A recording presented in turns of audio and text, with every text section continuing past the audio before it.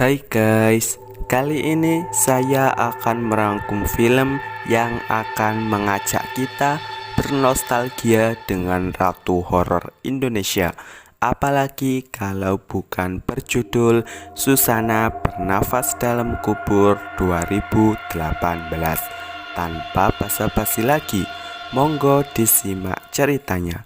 Namun sebelum lanjut, jangan lupa ditekan dulu like, comment, subscribe, serta share video ini sebanyak-banyaknya ya. Oke. Scene diawali di sebuah desa asri berlatarkan tahun 1989. Satria pulang ngantor. Ia langsung masuk ke kamar menemui istrinya bernama Susana. Loh, kau sudah pulang, Mas? Kamu yang telepon aku untuk pulang cepat hari ini? Mia dan Thohir nguping. Gua kata pintu. Susana mengabarkan bahwa ia Untuk awal-awal mengandung, Mas. Alhamdulillah. Rojali ikut nimbrung nguping. Mudah-mudahan anaknya kayak gue. Amit-amit. Satria pun mau kembali ke kantor. Susana memaksa ikut. Aku harus kembali ke pabrik dulu sebentar. Aku ikut ya. Jangan. Aku butuh udara segar. Di kantor, Susana udah akrab dengan sekretarisnya Satria. Bu Nur, kabar bagaimana? Alhamdulillah baik. Umar dan Jonal minta naik gaji ke Satria. Masalahnya, gaji mereka udah naik 3 bulan lalu. Kalau enggak, karyawan berpikir mau berdemonstrasi, Pak. Oh ya, kalau begitu kalian kumpulkan saja semua karyawan. Biar saya dengar pendapat mereka. Dini hari, Satria membangunkan Susana untuk sholat subuh. Mereka pun berangkat ke masjid. Allahu Akbar. Satria teleponan dengan atasannya. Ia minta izin mau mundur dari keberangkatannya ke Jepang. Tapi si bos menolak karena tidak ada orang yang bisa membina orang Jepang kecuali Satria.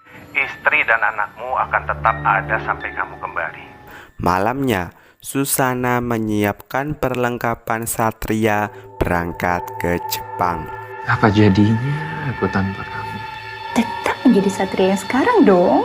Mereka pun ngaji bersama. Setelahnya, Satria pamit. Hati-hati, Mas. Ia berangkat di antar taksi. Umar, Jonal, Dudun, dan Gino diskusi. Mereka bosan hidup miskin. Jonal pun punya ide. Kita rampok rumah Satria. Terlihat Umar nggak setuju, tapi Jonal tetap ngotot. Kita tutup, kita pemuka. Nah, nggak usah lama-lama di sana. Sementara Gino dan Dudun setuju. Jujur aku juga baru butuh uang. Umar yang kalah suara pun terpaksa ikut-ikutan. Jadi nih kita nih. Esoknya, Mia pamit mau nonton layar tancap. Loh. Kok tidak bilang saya? Saya kan juga mau ikut. Di lokasi, layar tancap udah mulai. Umar dan kawan-kawan juga beraksi. Jonal memimpin. Coba kau cari kunci mobilnya. Dan coba cek ke kamarnya. Layar tancap berkisah tentang film horor. Umar masuk ke kamar. Gino mau ngusung piano. Ini harganya jutaan. Kalau kamu bawa truk, aku bantuin kamu. Ia juga menemukan kunci. Kamu tidak bisa bedakan kunci rumah dengan kunci mobil. Dasar miskin. Umar mengambil CD-nya Susana. Karena melihat adegan menjijikkan, Susana nggak kuat. Tiba-tiba merasa tidak enak badan. Mia menawarkan pulang. Kau lanjutkan saja nonton dengan yang lain. Lagi pula, seminggu sekali, kau baru bisa keluar bersama yang lain kan? Susana pun diantar pulang oleh Cecep. Mereka berkumpul mau cabut, tapi tidak dengan Gino. kunci mobil Satria mana? Susana pun datang. Mereka mencari tempat persembunyian sendiri-sendiri. Susana langsung masuk. Ia tidak curiga dengan keadaan rumahnya yang berantakan. Peserta layar tancap mencari tempat berteduh. Susana masuk ke kamar. Ia ganti baju dan diintip Umar.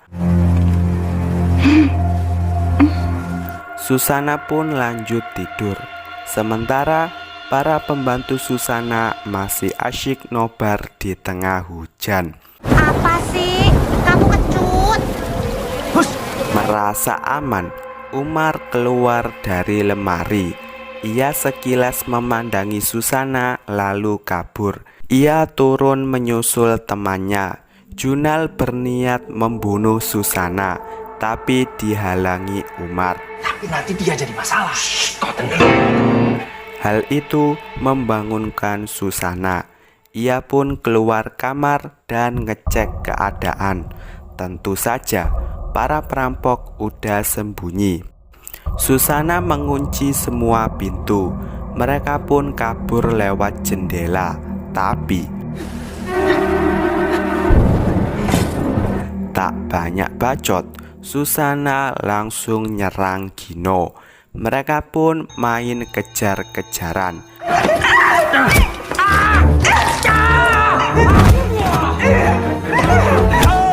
Susana berhasil keluar, tapi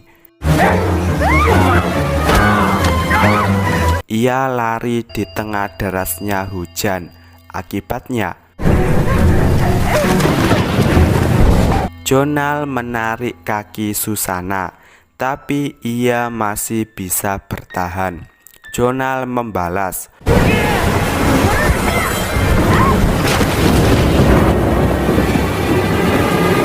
Untungnya Umar menghentikannya. Akibat hal ini, kedok mereka terbuka. Mereka pun ribut sendiri. Justru lihat wajahku. Sekarang dia lihat wajah kau juga. Kau mau lepas dia? Kau mau dia lapor polisi kan? Jangan terjadi apa-apa pada Susana. Kau yang harusnya stop dia tadi. Diam-diam, Susana mengambil bambu runcing dan menyerang. Namun tak sengaja. Dudun yang melakukannya pun panik. Bukan aku. Bukan aku tidak sengaja, Bang. Kau lihat kan? Umar pun menengahi mereka. Kembali rapikan rumah itu. Yang lain kubur Susana.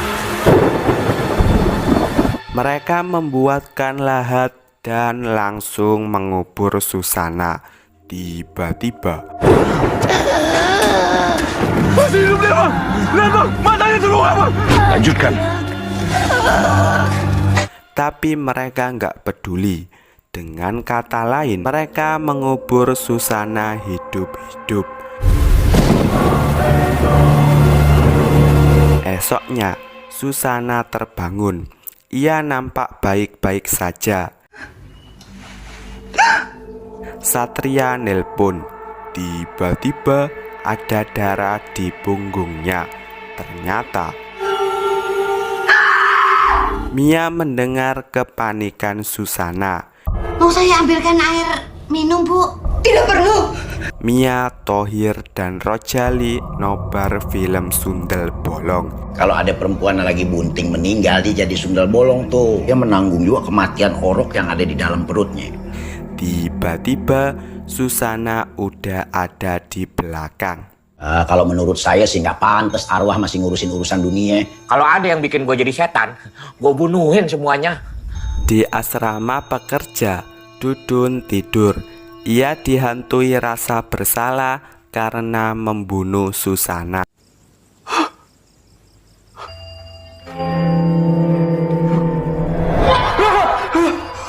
Namun itu hanya mimpi.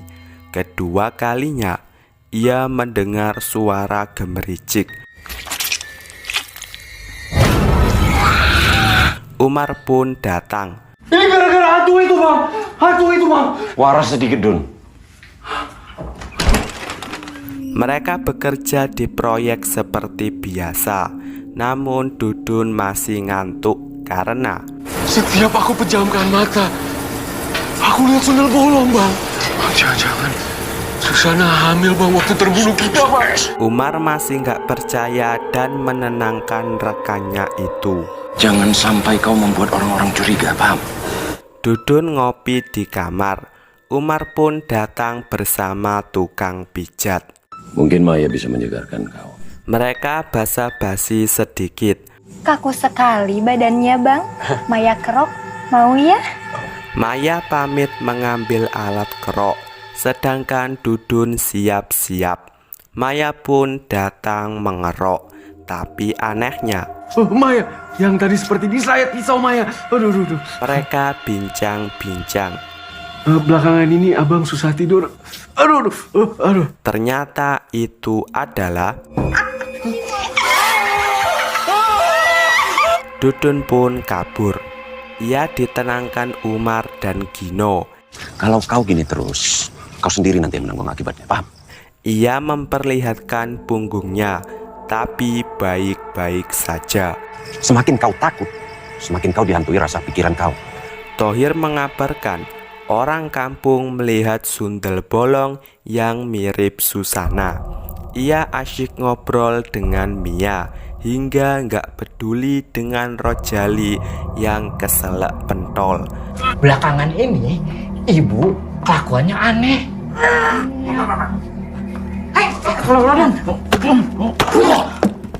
Sedangkan Susana hanya mendengarkannya. Dudun mengantuk di kamar. Ia berusaha tidak tidur. Ia pun mendengar panggilan. Di mana kamu?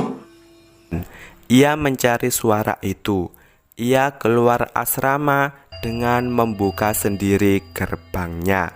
Ia menuju ruang produksi. Disinilah Susana muncul. Ia memakan bunga melati dan langsung mengeksekusi Dudun. Bukan, saya maafkan.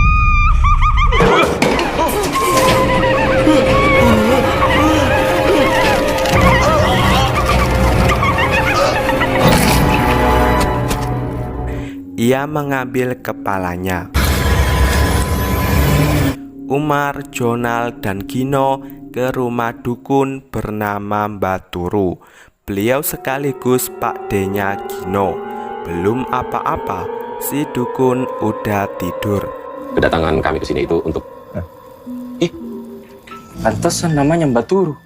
Setelah bangun, Baturu sudah tahu. Susana, kalian membunuhnya. Dia jadi sundel bolong. Seorang setan itu memang tidak bisa membunuh. Dia cuma bisa menakut-nakuti. Sebagai penangkal, Baturu mengambil kerisnya dan memberikan kalung kepada Gino. Kalau dia datang, pegang ini. Tidak gratis. Susana menatapi foto pengantinnya. Ia juga sedikit bernostalgia. Andaikan kau harus kehilangan aku, apakah kau siap, Mas? Tentu saja aku tidak siap. Umar, Jonal, dan Gino tidur. Susana pun datang. Kali ini Jonal yang dipanggil. Ia keluar mencari sumber suara. Tiba-tiba lampu dapur nyala sendiri. Ia pun ngecek.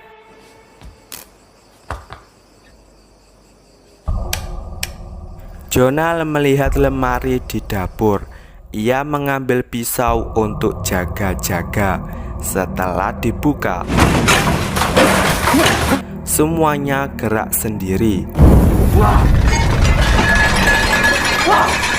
Susana pun muncul.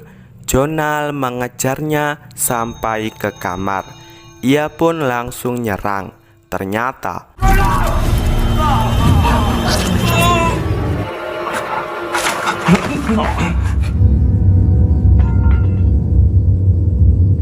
Thohir dan Rojali ingin membuktikan bahwa Susana memang benar-benar sundel bolong. Adian, kita kan belum pernah bener-bener ngeliat kalau ibu itu hantu. Gua punya cara supaya kita bener-bener tahu. Pagi-pagi sekali, Rojali menyiapkan kafan bekas. Menurut mitos, Ini yang paling ampuh buat lihat setan, Fred. Rojali mencari-cari alasan agar bukan ia yang memakainya. Kalau pengen manjur, yang pakai yang mudaan. Nggak bisa loh. Kulitku gatel-gatel. Ia pun punya ide lain dengan cermin. Kalau ibu ternyata sundal bolong, ibu bisa kelihatan di cermin. Kali ini Mia yang bertindak. Mia mendekat, tapi Susana miring. Mia semakin mendekat. Tiba-tiba cermin pun terjatuh ke kolong. Thohir membantu. Mereka dikagetkan suara jam. Tak sengaja, Rojali memakai kafannya. Ia pun memberikannya kepada Thohir. Udah dapat. Esoknya, mereka membawa barang masing-masing dan pamit dengan alasan masing-masing. Rojali mau menjenguk ibunya. Bukannya istri bapak sudah meninggal? Mia mau berziarah ke makam ibunya. Bukannya ibu kamu masih hidup? Sedangkan Thohir, Kalau saya mau jenguk yang ziarah. taksi mengantarkan Satria pulang. Ia langsung masuk dan disambut Susana yang main piano. Apa kabar, Mas? Mereka temu kangen sebentar dan masuk ke kamar. Kamu apa kabar? Aku baik.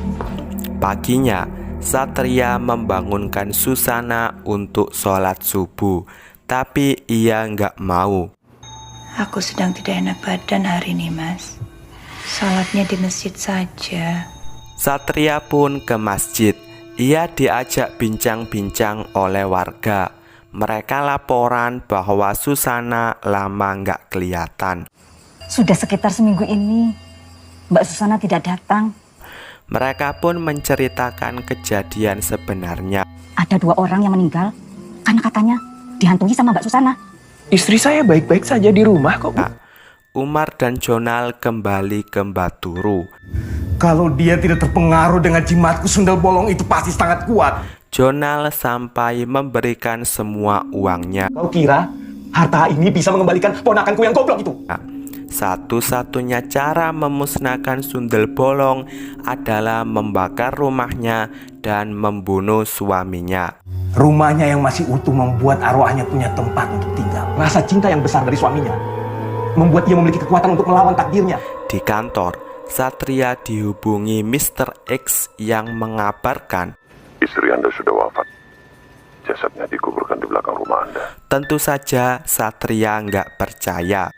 Kenapa para pembantu Anda semuanya meninggalkan rumah Anda? Satria pulang.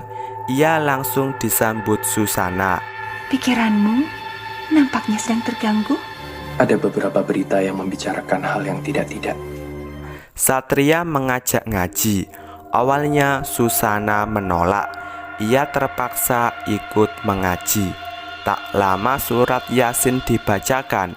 Susana bereaksi.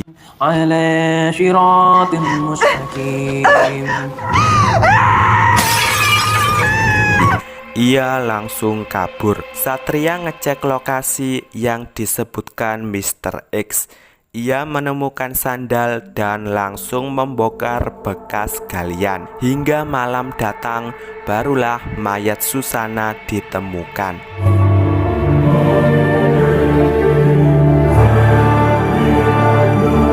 Di sisi lain, Umar memimpin pemberontakan warga. Tak usir sundal bolong itu dari kampung ini. Ayo, Pak. Susana menyambut Satria, tapi Satria nggak terima. Susana bukan pembunuh. Susana bukan pembohong. Mereka pun saling menangis di balik pintu. Duniamu sudah bukan di sini. Anehnya, mayat Susana nggak dikuburkan dengan layak oleh Satria. Susana pun mendatanginya. Disinilah Jonal muncul. Balik ke kopi dunia. Tidak ada yang mau kau di sini.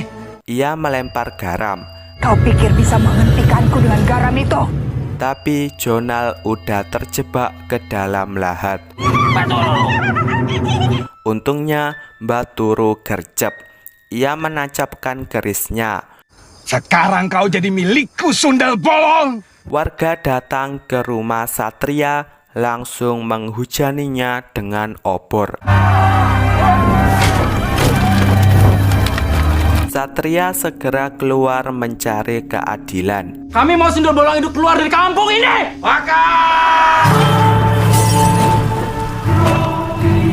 Di tengah kepanikan, Umar menenangkan Satria. Kita harus mengusir Sundel Bolong itu, Pak. Tapi ritualnya tidak bisa dilakukan tanpa Bapak, Pak. Ia membawanya ke rumah Baturu. Kau cukup hanya duduk diam dan tidak usah melakukan apapun. Jangan dengarkan kata-katanya. Satria dibawa menghadap Susana yang sudah disandra. Cepat kau pergi. Mereka inilah yang membunuhku. Tapi Satria nggak percaya. Baturu meminta Satria menutup matanya. Tetap tutup matamu sampai ritualnya selesai. Baturu pun merapal mantra. Teguh Rahayu luput leloro. Jonal bersiap menikam dari belakang. Untungnya kali ini Satria percaya. Kalau kau benar-benar mencintaiku, katakan aku mati.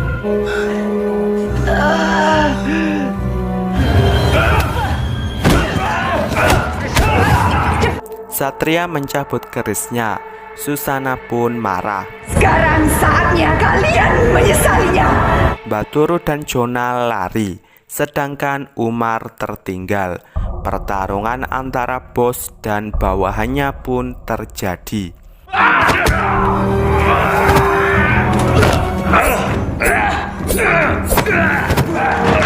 Umar berhasil melukai tangan Satria, tapi Satria berhasil melumpuhkan Umar. Ia langsung pergi. Ternyata Umar hanya akting. Ia mengambil pisau dan menikam Satria dari belakang. Satria mencabutnya dan berbalik menikam Umar. Baturu dan Jonal lari ke hutan. Sundel Bolong itu baru akan lenyap kalau semua urusannya sudah selesai, yaitu membunuh kita. Mereka pun terpisah. Baturu merapal jimatnya. Ono kidung rumekso ing wengi. Ini setelah tirto. Tapi Susana mengambil ranting dan Kau tidak akan pernah bisa lari dariku. serangan bertubi-tubi terus menghujani Baturu hingga akhirnya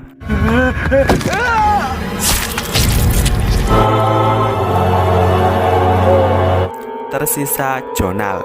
Ia terus berlari.